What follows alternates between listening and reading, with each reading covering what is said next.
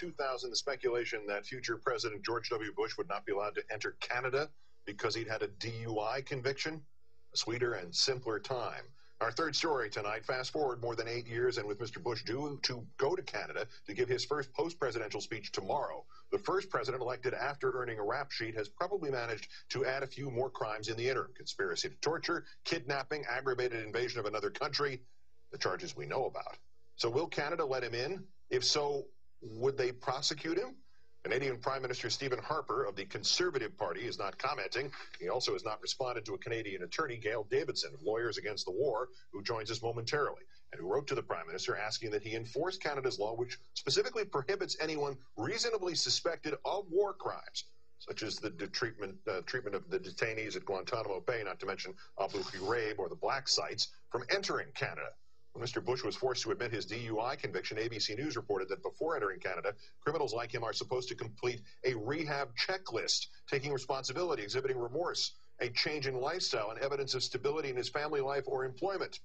With Canada's government silent, protesters have already made preparations to greet Mr. Bush in Canada, reportedly building a Bush effigy, collecting shoes, and constructing a shoe cannon. Let's turn now to Gail Davidson, attorney and members of Lawyers Against the War. Much thanks for your time tonight. Good evening, Keith. Explain Canadian law as it applies to Mr. Bush, in your opinion, if you'd be so kind. Well, Keith, as you know, there's overwhelming evidence that while President and Commander-in-Chief of the Army, George Bush, oversaw, directed, authorized, and supervised a system of torture that was long-term, widespread in many countries throughout the world. Now, under Canadian law, anyone suspected of a crime like torture is inadmissible to Canada. And suspected means a little more than a suspicion and less than proof to the balance of probability. So Mr. Bush is actually inadmissible on the grounds of the torture allegations alone. Because the crime is torture, it gets a little more complicated under Canadian law once Mr. Bush crosses the border. Once he crosses the border, Canada has a legal obligation to investigate him for torture, and if there's enough evidence to launch a prosecution, then under the Convention Against Torture, Canada has to either prosecute him or extradite him to another country that's willing and able to do so. So we've asked the Canadian government. Sorry, Keith? Oh, I'm sorry to have interrupted you.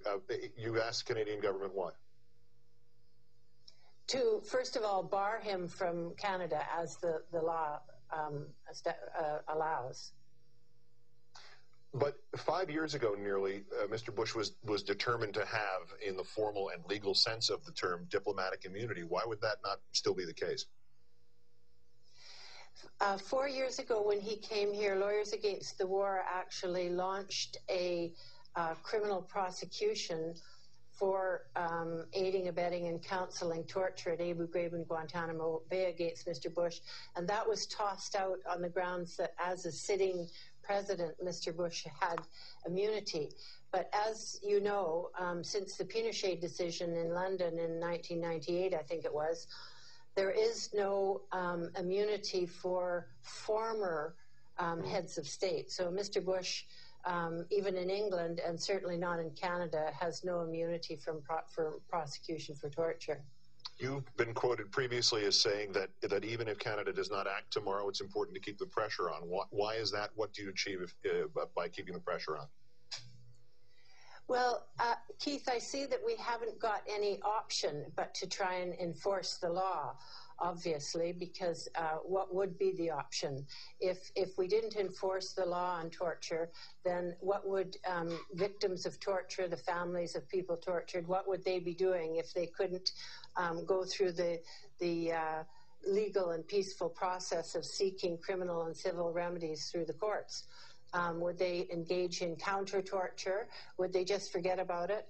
The fact of the matter is, if we're going to look at stamping out torture, the torture created and administered by the Bush administration has to be remedied, and one of the principal remedies is criminal prosecutions of those people that are responsible. Well, good luck tomorrow. You seem to be having perhaps more procedural success than some of us in the United States are. Gail Davidson with the Canadian group Lawyers Against the War. Again, many thanks for your time.